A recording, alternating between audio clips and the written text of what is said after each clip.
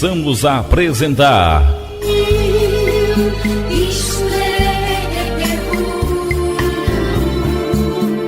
a leitura comentada da Palavra de Deus. Programa Momentos com Jesus.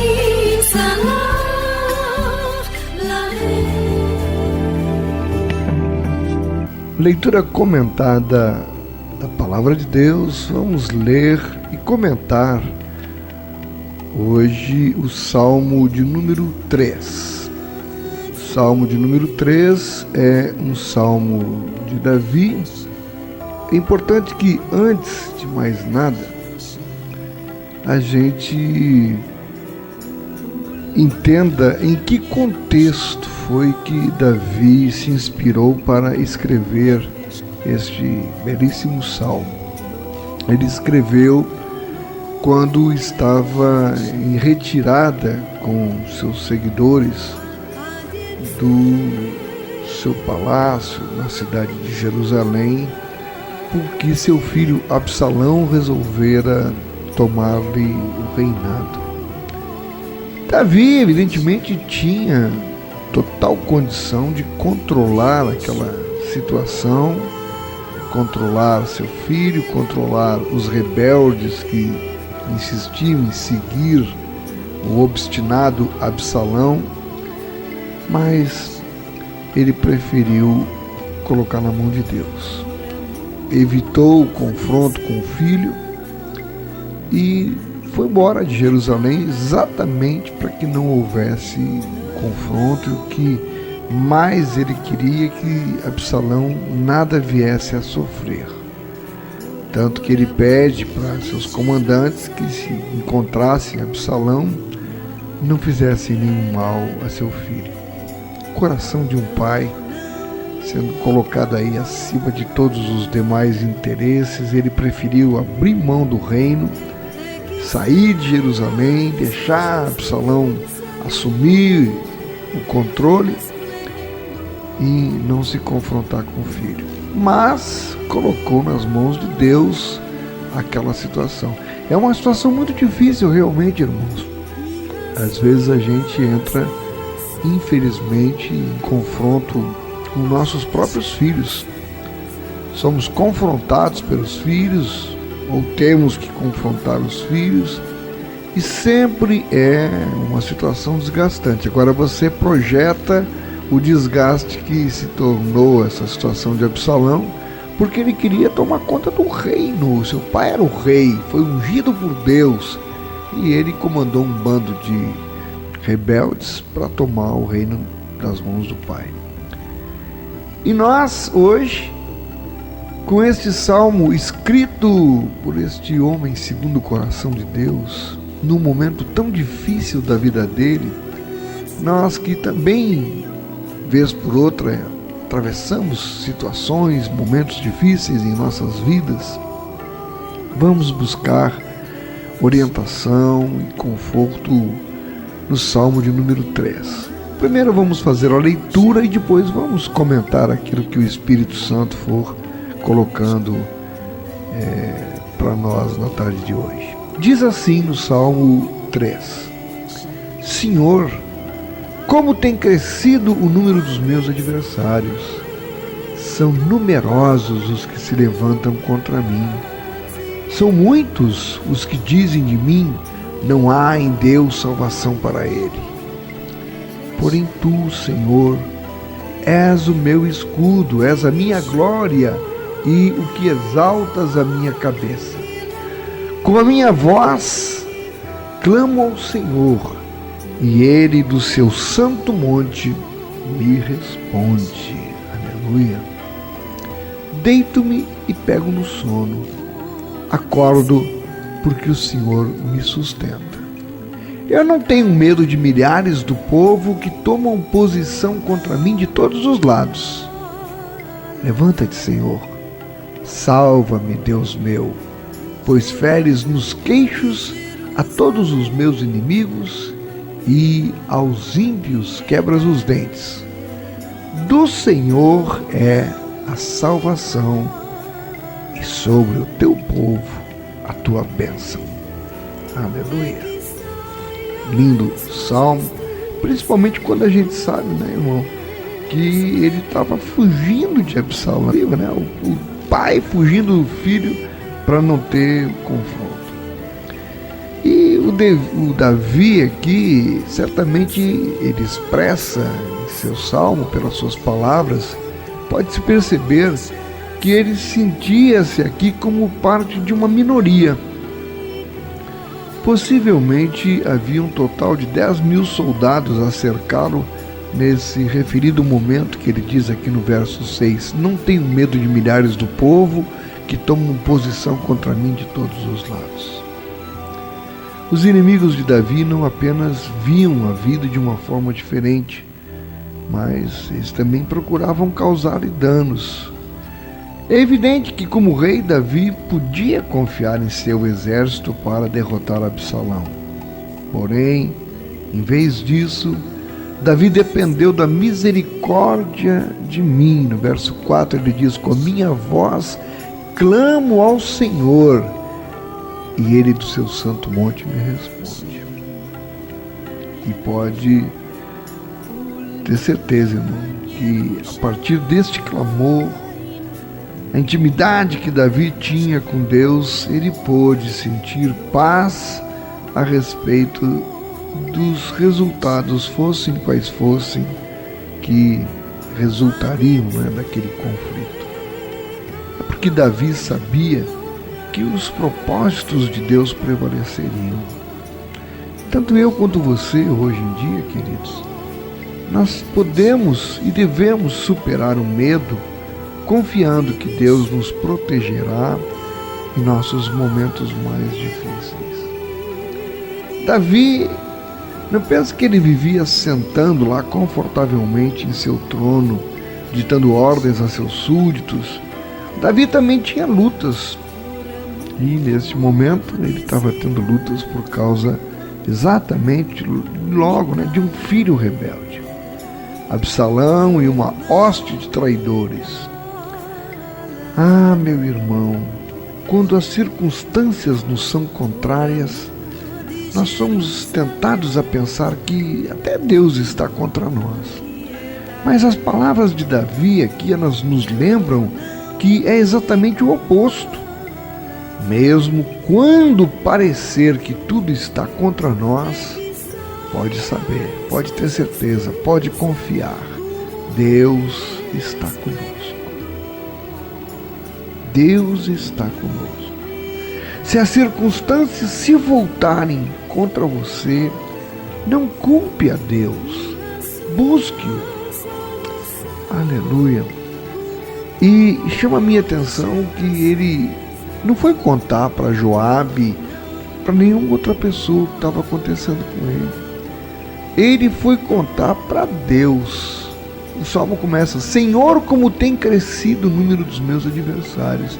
É mesmo, né, irmão? E hoje a gente nota isso na nossa caminhada, porque os seres humanos estão cada vez mais embrutecidos, os seres humanos cada vez estão mais e mais como que distante de Deus. A própria Bíblia nos alertava que nos finais dos tempos até o amor esfriará, e francamente eu, com tristeza, eu digo isso, que noto que no próprio meio em que nós vivemos, no próprio meio evangélico, nós sentimos o amor esfriando.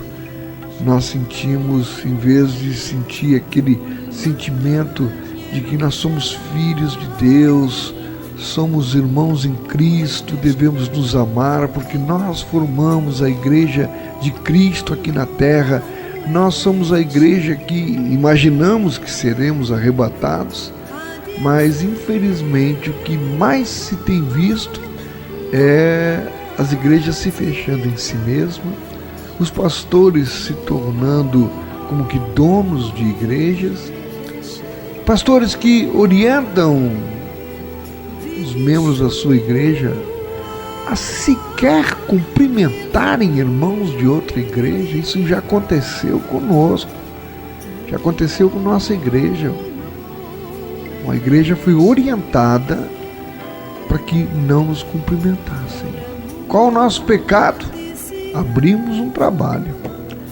E os irmãos, muitos deles, até hoje, fazem questão de passar, viram o rosto, não cumprimentam. Isso dilacera o coração, porque isto é cristianismo. Este é o povo que quer se chamar pelo nome de Deus, que prega amor. Eu não consigo compreender. E por isso a gente também tem dias, tem momentos, tem fases que se sente assim como Davi. Como tem crescido o número dos meus adversários. São numerosos os que se levantam contra mim. As pessoas parecem que ficam torcendo para que o trabalho que está se tentando implantar não dê certo, que quebra a igreja para darem risada e dizer, tá vendo, olha lá, quebrou a cara, não deu certo. Mas o que foi que Davi reagiu? Como foi? Eu acho lindo aqui o verso 3, ele diz, porém tu, Senhor, és o meu escudo, és a minha glória e o que exaltas a minha cabeça. Veja que no único versículo tem 3 informações importantes que Davi reconhece em Deus. Porém tu, Senhor, primeiro, és o meu escudo. Segundo, és a minha glória. Terceiro, és o que exaltas a minha cabeça. És o meu escudo. O que é escudo? Serve para que o escudo? O escudo serve para nos proteger. Antigamente, quando eles lutavam, era com espada, escudo, lança, e levantava aquele escudo, a lança, as flechas que jogavam contra a pessoa que estava com o escudo. Quando ele levantava o escudo, as flechas eram desferidas contra ele.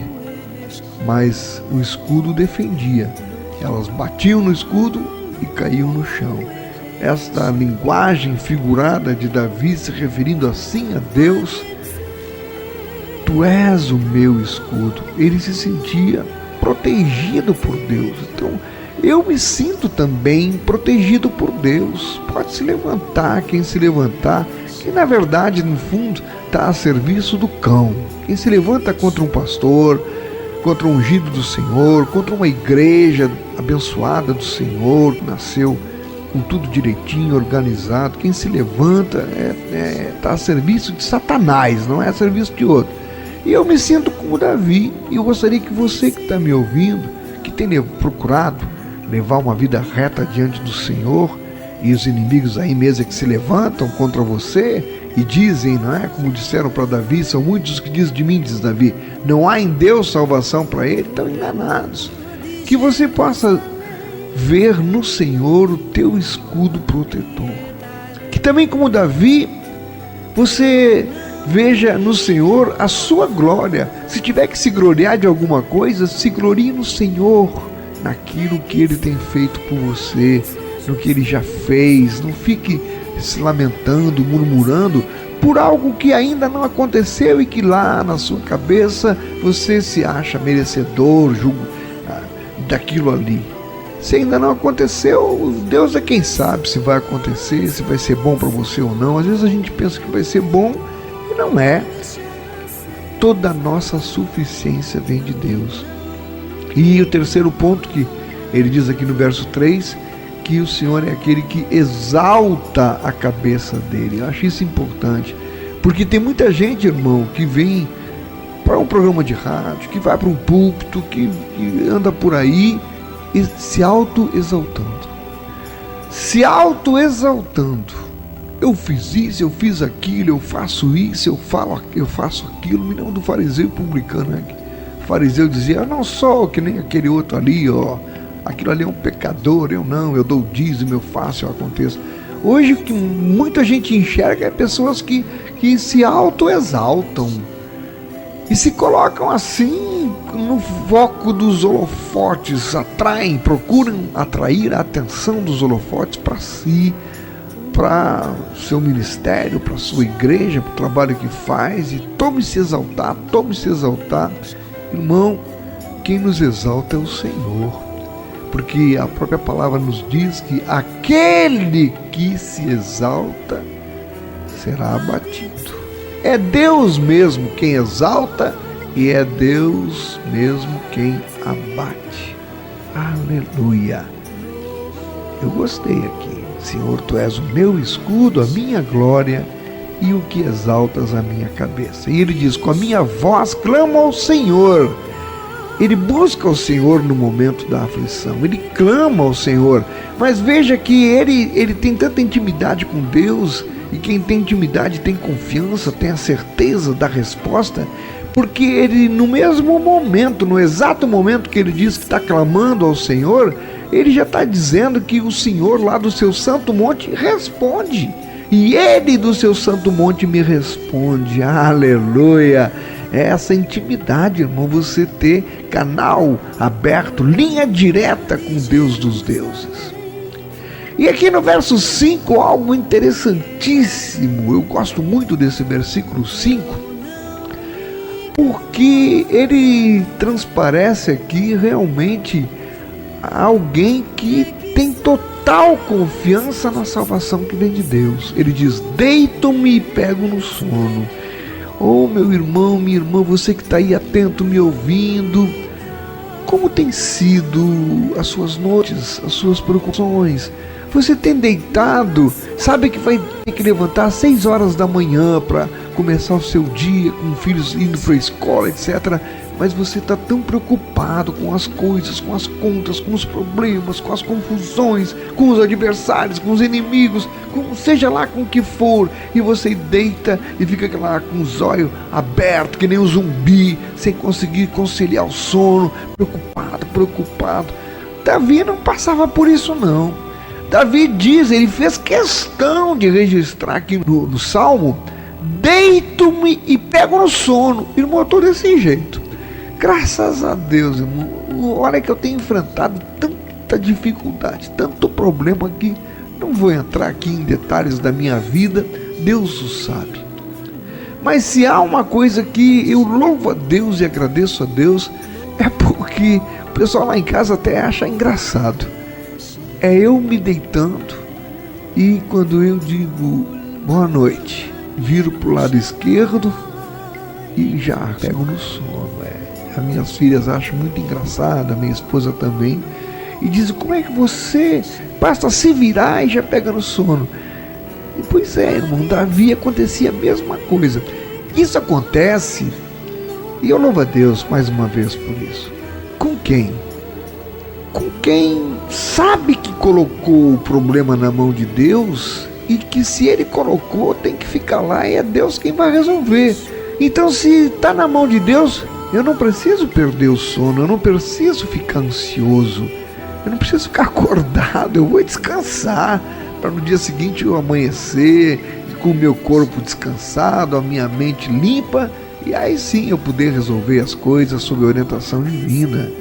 E ele diz, deito-me e pego no sono. E você tem ficado à noite se revoltando, se revirando na cama, ou deita e pega no sono também? Isso é um belo teste para saber até onde você se considera dependente de Deus, ou dependente da sua força, da força do seu braço.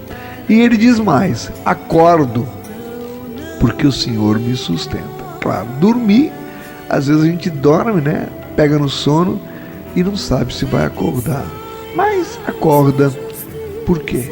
Porque o Senhor tem planos para a gente e por isso Ele permite que a gente acorde. A minha mamãe querida, ela deitou bem, foi dormir e não acordou. Ela teve um infarto fulminante enquanto dormia. Pronto. O Senhor a chamou enquanto ela dormia. E toda vez, por isso que quando eu chego de manhã e que me acordo, né? A primeira coisa que a gente faz é abrir os olhos. É evidente. E aí eu agradeço, Senhor, te agradeço. Mais um dia, o Senhor está querendo que eu faça mais alguma coisa, então não quis me chamar durante o sono que nem fez com minha mãe. Amém, Senhor, eu te agradeço por este dia. E aí eu lembro das palavras de Moisés, que disse para o Senhor, se a tua presença não for comigo, então não me tires deste lugar.